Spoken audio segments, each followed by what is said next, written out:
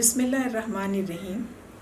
ہم نے پچھلی نشست میں جنگ عظیم اول اور بیلفور ڈکلیریشن کے بارے میں نشست تھی ہماری، اور آج کی نشست میں ہم یہ دیکھیں گے کہ پہلی جنگ عظیم کے بعد کس طریقے سے بیلفور ڈکلیریشن کے اوپر عمل درآمد کرتے ہوئے ایک قومی ریاست یہودیوں کے لیے تشکیل دے دی گئی. ہوا یہ کہ پہلی جنگ عظیم، اس کے بارے میں تو ہم تفصیل سے بتا چکے ہیں. اس جنگ کا خاتمہ جو ہے وہ 31 اکتوبر 1918 میں ہوا مدرس ایگریمنٹ سے، اور اس جنگ میں ظاہر ہے کہ سینٹرل پاورز جو تھیں، یعنی ایکسس پاورز جو تھیں، یعنی جرمنی اور آٹومن امپائر جو تھا، ان کو شکست ہو گئی، اور خاص طور سے عربوں کی بغاوت کی وجہ سے. اور برطانیہ اور فرانس، اور ان کی طرف پھر اٹلی بھی تھا اور یونان بھی تھا، یہ جو تھیں اتحادی طاقتیں، ان کو فتح حاصل ہو گئی. کانفرنس شروع ہوئی، پیس پروسیس شروع ہوا. جب پیس پروسیس ایسی صورت میں شروع ہوگا کہ ایک طرف شکست خوردہ قوم بیٹھی ہوئی ہے اور دوسری طرف فاتح، تو بات کس کی مانی جائے گی؟ فاتح کی. وہ جو چاہے وہ منوا لے، وہ جو چاہے شقیں پاس کروا لے، وہ جس قسم کا چاہے ریزولیشن پاس کروا لے، وہ جس قسم کا چاہے ایگریمنٹ بنوا لے. تو پورا جو آپ سمجھ لیجئے کہ جو پیس پروسیس تھا، جو 1919 میں شروع ہو گیا، 1920-21 تک وہ چلتا رہا، جس کی وجہ سے مختلف ایگریمنٹس ہوئے، لوزان کانفرنس بھی ہوئی وغیرہ وغیرہ. تو اس کے اندر برطانیہ اور فرانس نے بڑی دھلڑے سے، آپ کہہ سکتے ہیں کھلی بدماشی کے ساتھ، انہوں نے اپنی شقیں جو ہیں وہ منظور کروا لیں، اور ان پیس پروسیس کے اندر انہوں نے اپنا ہاتھ جو ہے وہ ہمیشہ اوپر رکھا. اس میں طے یہ پایا، اس پیس پروسیس میں طے یہ پایا کہ جو عرب تھے، ان سے تو انہوں نے وعدہ کر لیا تھا کہ ہم آپ کو ایک الگ ملک دیں گے، لہٰذا کہا کہ عرب ریاستیں جو ہے وہ تو اب آٹومن امپائر کا حصہ نہیں ہیں، وہ تو اب آزاد ہیں. شام آزاد، لبنان، اردن، فلسطین، یہ سب شام کا حصہ تھا، یہ سب آزاد. عراق آزاد، نجد، حجاز آزاد، سارے عرب علاقے جو ہیں وہ آزاد کر دیے گئے. لیکن ساتھ ہی انہوں نے یہ کہا کہ چونکہ یہ ابھی نوزائیدہ ممالک ہیں، ابھی آزاد ہوئے ہیں، ان کو نہیں معلوم کہ کس طریقے سے حکومت چلائی جائے گی اور کس طریقے سے انٹرنیشنل کمیونٹی کے اندر اپنے تعلقات رکھے جائیں گے وغیرہ وغیرہ. لہٰذا انہوں نے ایک نئی اصطلاح استعمال کی، جس کو کہ ہم شاید پچھلی دفعہ بھی ڈسکس کر چکے ہیں، مینڈیٹ. یعنی انہوں نے یہ کہا کہ یہ جو نئی آزاد ہونے والی ریاستیں ہیں، ان کے اوپر یہ جو بڑی طاقتیں ہیں، فرانس اور برطانیہ، ان کا مینڈیٹ قائم رہے گا. کتنی دیر تک قائم رہے گا اس کے بارے میں کچھ نہیں. ہم اس وقت ہٹ جائیں گے، یا مینڈیٹری حکومتیں اس وقت ختم ہو جائیں گی جب ان حکومتوں کو اپنے پیروں پہ کھڑا ہونا آ جائے گا، اور یہ لوگ اپنے معاملات کو، سیاسی معاملات کو چلانے کے قابل ہو جائیں گے، تو یہ مینڈیٹ جو ہے یہ ختم کر دیا جائے گا. تو اس طرح کا کوئی وعدہ نہیں کیا گیا کہ یہ مینڈیٹ کب ختم ہوگا.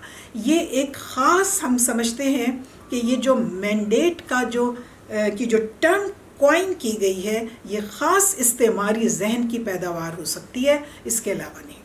لہٰذا اب جنگ تو ختم ہو گئی، لیکن اب ان ممالک بھی آزاد ہو گئے، لیکن اب ان ممالک کے اوپر مینڈیٹ قائم ہو گئے. عراق کے اوپر برطانیہ کا مینڈیٹ قائم ہوا.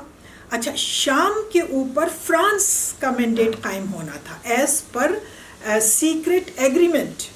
لیکن ہوا یہ کہ چونکہ یہاں پر ایک ریاست اسرائیل قائم کرنی تھی، لہٰذا برطانیہ نے فرانس کے ساتھ گیو اینڈ ٹیک کر کے کہ بھئی آپ یہ لے لیں، آپ وہ لے لیں، آپ وہ لے لیں، لیکن فلسطین کے اوپر مینڈیٹ ہمارا قائم ہو جانے دیں. تو اس طریقے سے فلسطین کو شام سے کاٹ دیا گیا. حالانکہ ماضی میں ہمیشہ فلسطین جو ہے وہ شام کا حصہ تھا، یعنی شام کا ایک پروونس تھا، اور یہ شروع زمانے سے چلا آ رہا ہے. شام کا پروونس اردن تھا، شام کا پروونس قنسرین تھا، حلب تھا، دمشق تھا، لبنان تھا، فلسطین تھا. لیکن اب چونکہ کانفرنس ٹیبل کے اوپر تو وہی چلے گا جو فاتح کے منہ سے نکلے گا. لہٰذا انہوں نے کہا کہ چونکہ فلسطین ایک بہت زیادہ سینسٹیو ایریا ہے. کیوں سینسٹیو ایریا ہے؟ کیونکہ یہاں پر یروشلم ہے اور مسجد اقصیٰ ہے، اور یہ علاقہ یہودیوں کے لیے، عیسائیوں کے لیے، مسلمانوں کے لیے یکساں محترم ہے. لہٰذا مسئلہ کھڑا ہو جائے گا اگر اس کو بہتر یہ ہے کہ اس کو آزاد علاقہ رکھا جائے اور برٹش مینڈیٹ اس کے اوپر اس وقت تک قائم رہے جب تک کہ اس علاقے کے جو گورنمنٹ ہو، سیلف گورنمنٹ، اس کو خود سے چلنا نہ آ جائے. اچھا، یہ پیس پروسیس چلا ہے، اس میں 1920 تک یہ سارے معاملات طے ہو گئے. اور اگر ہم یہ سمجھیں 1920 سے ہم فلسطین کے اوپر برطانوی مینڈیٹ کو مانیں تو اس طرح تو 1948 تک تقریباً 28 سال بنتے ہیں. لیکن اگر ہم 1923 سے اس کو کاؤنٹ کریں، کیونکہ 1923 میں اقوام یونائٹڈ نیشن نے اس کو منظور کیا، اس کو ایک طرح سے قانونی جواز فراہم کیا، تو اگر ہم 1923 سے مانیں تو بھی 25 سال بنتے ہیں برٹش مینڈیٹ کے. یہ پوری ایک مینڈیٹری دستاویز تھی یونائٹڈ نیشن کی، اور وہ یونائٹڈ نیشن ڈاکومنٹس کے اندر آج بھی موجود ہے. آپ گوگل آرکائیوز میں بھی سرچ کر کے دیکھ سکتے ہیں، یا یو این کے ڈاکومنٹس جہاں پر ہیں وہاں بھی آپ اس چیز کو سرچ کر کے دیکھ سکتے ہیں. 1 سے لے کر 22 تک ان کی مختلف کلوزز تھیں، اور ان کلوزز میں ذرا آپ کبھی موقع لگے تو ذرا ڈیپلی ان کلوزز کا مطالعہ کریں. اگر ہم ساری بتائیں گے تو بہت لمبا وقت ہو جائے گا. ہم 2-3 کلوزز کا تذکرہ کر دیتے ہیں. مثال کے طور پر آرٹیکل 3 میں یہ کہا گیا کہ یہودی وطن کی تشکیل، یعنی فلسطین کے اندر یہودی وطن کی تشکیل کو برطانوی مینڈیٹری گورنمنٹ کی ذمہ داری ہے. یہ کون کہہ رہا ہے؟ یہ یونائٹڈ نیشنز کہہ رہی ہے. اس کی آرٹیکل نمبر 4 دیکھیے کہ آرٹیکل نمبر 4 میں یہ کہا گیا کہ یہودیوں کو فلسطین میں آباد ہونے کی اجازت دی جاتی ہے. یعنی یہ کہ ہم ایک ملک سے دوسرے ملک میں جاتے ہیں تو ہمیں ویزا چاہیے ہوتا ہے. یہاں پر یونائٹڈ نیشن نے ان کو کھلی اجازت اور کھلی آزادی دے دی کہ جو یہودی فلسطین میں آ کر آباد ہونا چاہے وہ ہو جائے. اور ان کو وہاں پر کون فیسیلیٹیٹ کرے گا؟ برطانیہ کی مینڈیٹری گورنمنٹ. اور پھر انہوں نے یہ بھی کہا، اسی آرٹیکل 4 میں یہ بھی کہا کہ یہ جو نئے آباد کار یہودی ہوں گے، ان کا یہ اپنے قومی وطن کی تشکیل کے لیے جو برطانوی مینڈیٹری گورنمنٹ ہے اس کو مشورے وغیرہ دیں گے اور ان کو ہیلپ آؤٹ کریں گے. اور ہیلپ آؤٹ کرنے کے لیے جوئش ایک ایجنسی قائم کی جائے گی، جو بعد میں قائم کر دی گئی تھی، جوئش ایجنسی بنا دی گئی تھی کہ وہ جو ہے وہ اب یہ سب کچھ کیا ہو رہا ہے under the banner of United nations. یعنی کہ کوئی کام دیکھا جائے تو اس اعتبار سے غیر قانونی نہیں ہو رہا ہے، ہر چیز کو وہ لوگ قانون کے انڈر میں لے آئے. اسی طریقے سے انہوں نے کہا آرٹیکل جو 6 ہے اس میں عربوں کی اشک شوئی کے لیے یہ کہہ دیا گیا کہ جی یہ جو قومی وطن بنے گا اس کا مطلب یہ نہیں ہے عربوں کی کسی طریقے سے حق تلفی کی جائے یا وہاں پر موجود جو عرب ہیں ان کو نقصان پہنچایا جائے. یہ بس ایک انہوں نے کلو ڈال دی نمبر 6.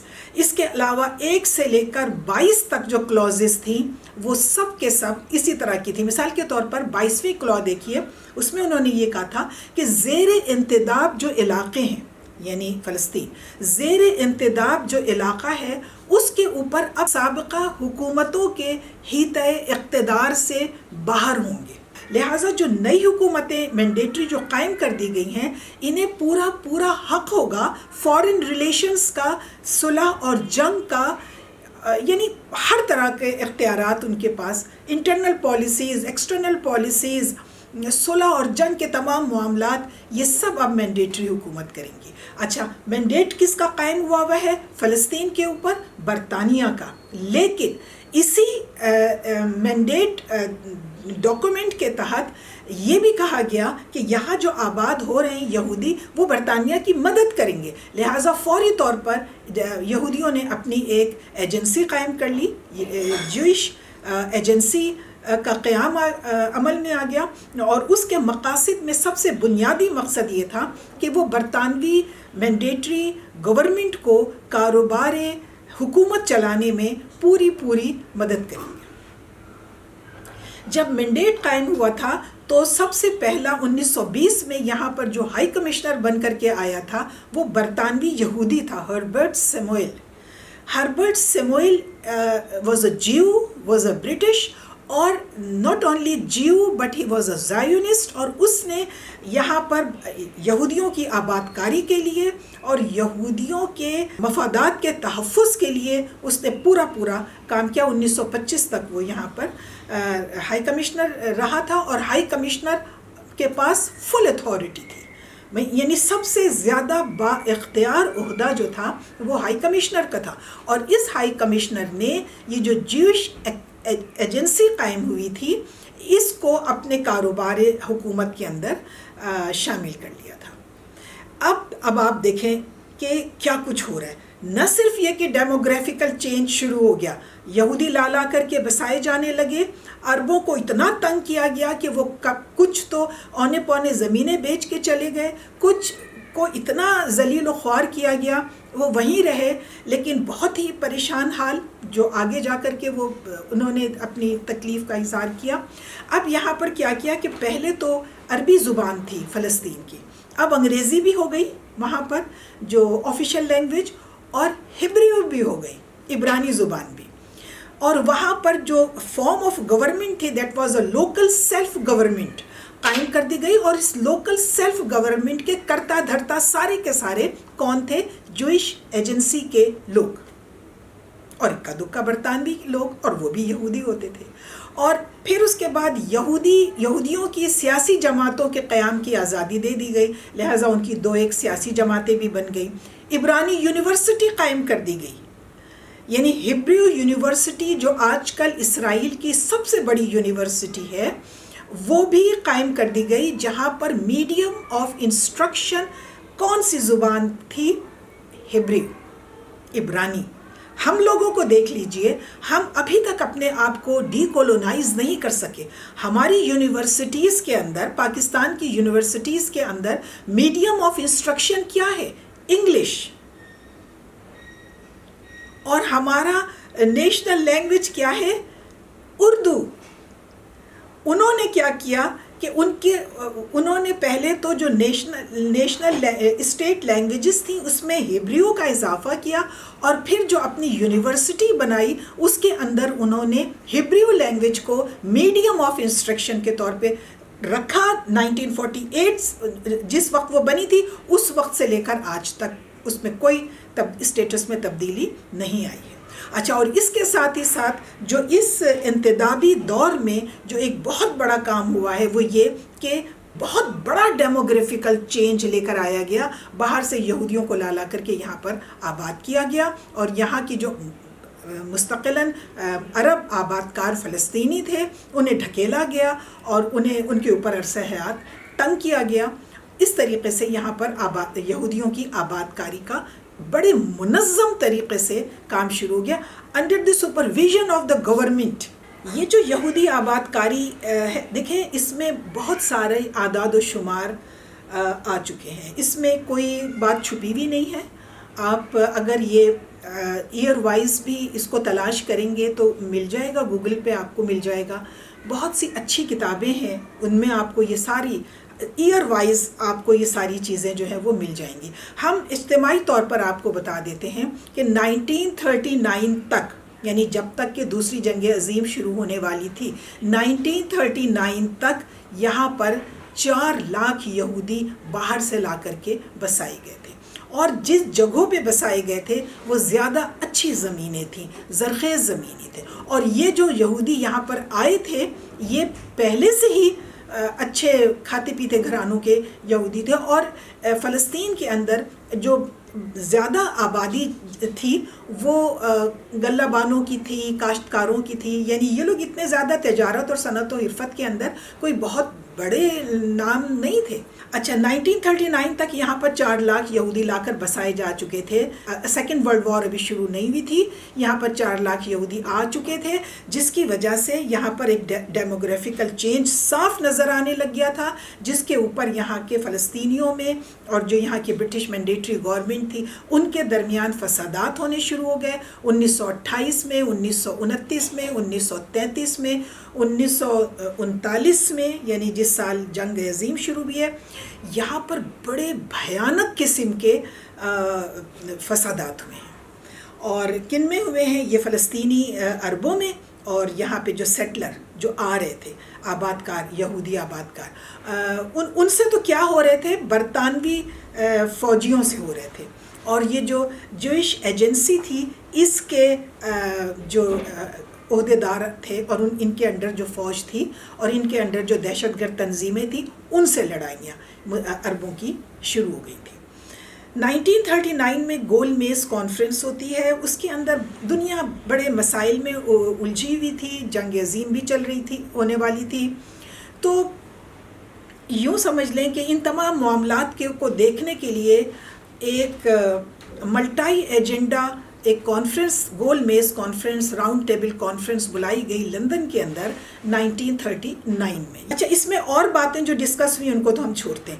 یہ بھی ایک پیپر پیش کیا گیا کہ فلسطین کے اندر جو فسادات ہو رہے ہیں ان میں نقصانات کا بھی تخمینہ لگایا گیا. تو اس کے اندر 1936 تک کی رپورٹ پیش کی گئی تھی کہ 1936 تک کے ہونے والے اسرائیلی عرب فسادات کے نتیجے میں 3112 فلسطینی شہید ہو چکے ہیں. 3112 فلسطینی شہید ہو چکے ہیں.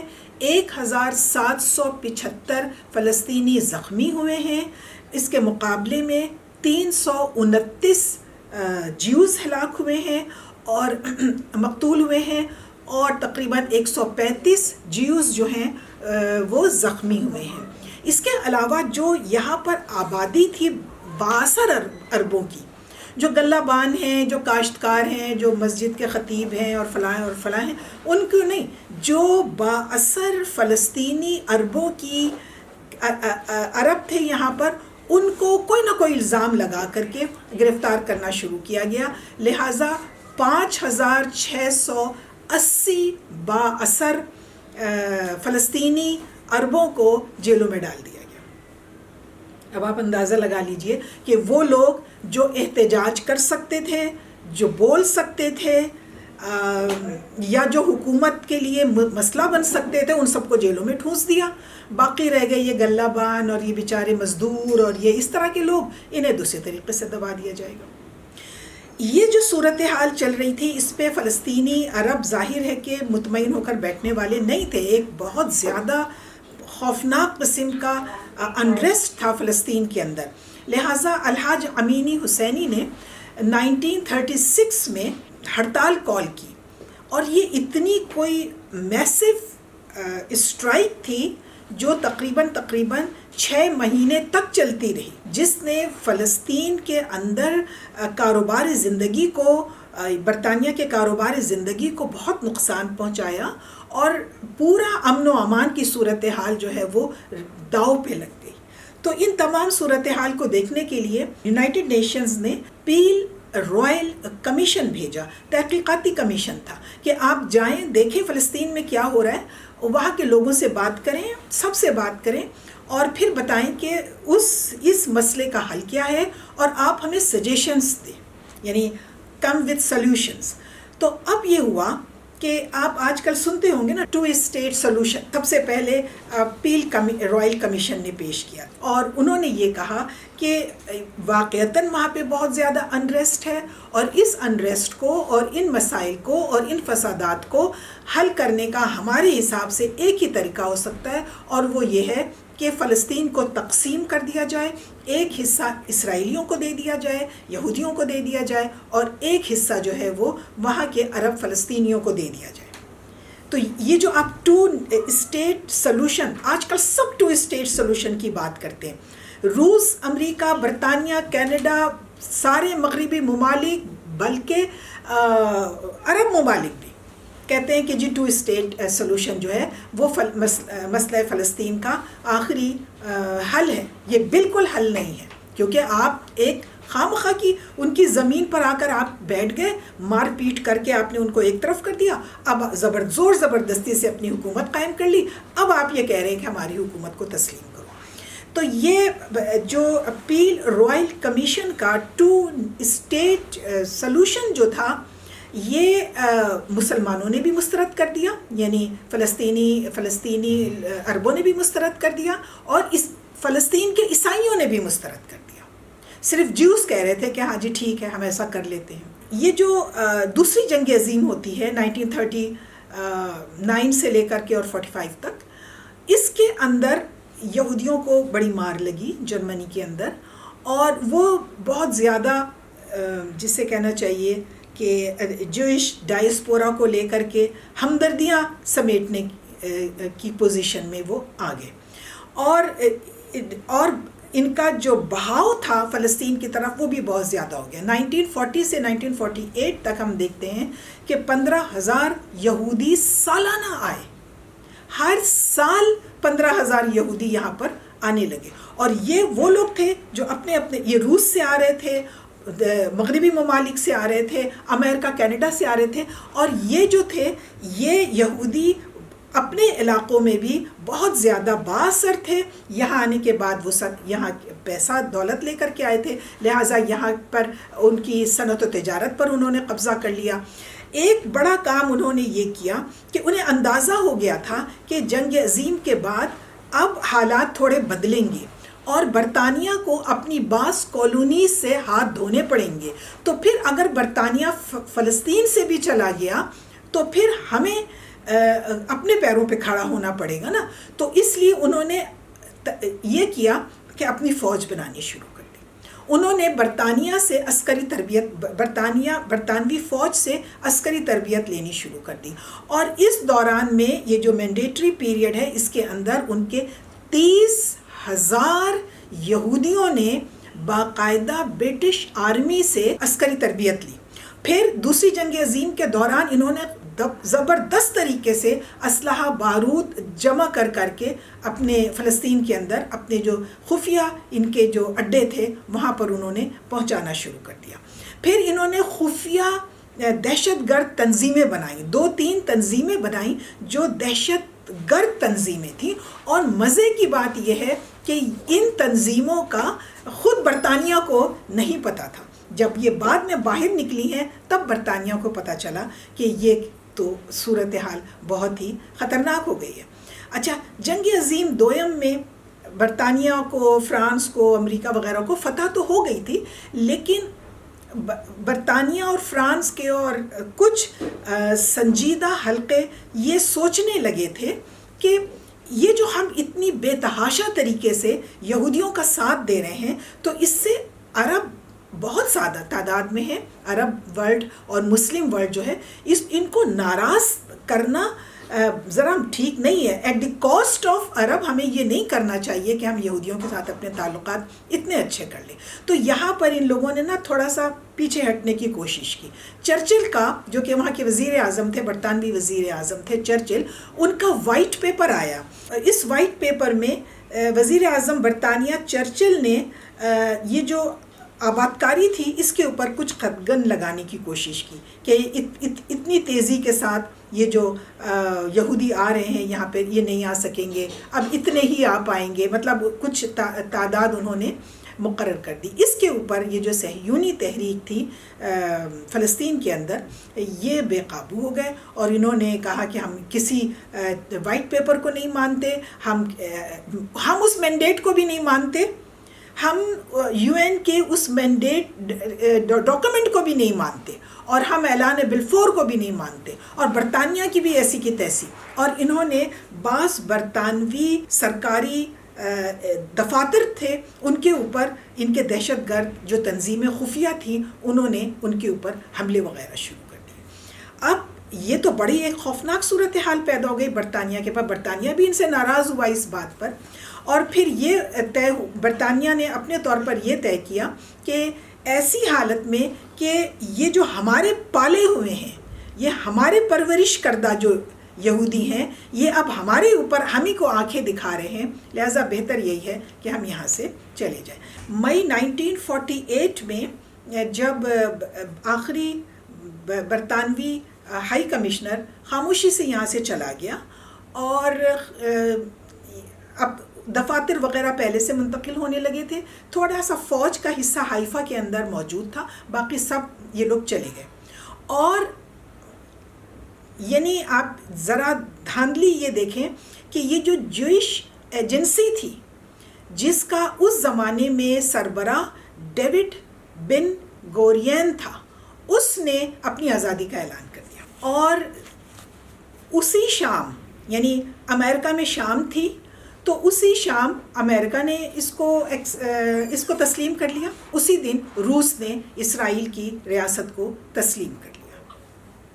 ہم اپنی گفتگو کو یہی چھوڑتے ہیں، اور اس سے اگلی نشست میں ہم دیکھیں گے کہ پہلی عرب اسرائیل جنگ اور نکبہ فلسطین، اس کی کیا صورتحال.